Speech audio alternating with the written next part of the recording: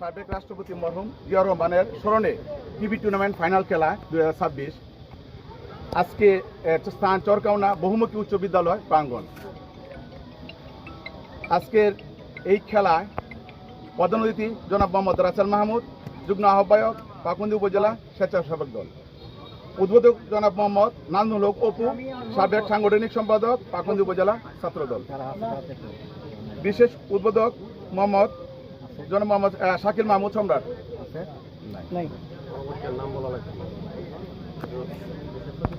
এই খেলায় ফুটবল খেলার মানে কথা বললে অনেক লম্বা হয়, তবে আমি শুধু এটুকু বলবো, খেলা এখন মাঠে গড়াইতেছে, আমরা সবাই খেলার দিকে করি, মন দেই, নেশার থেকে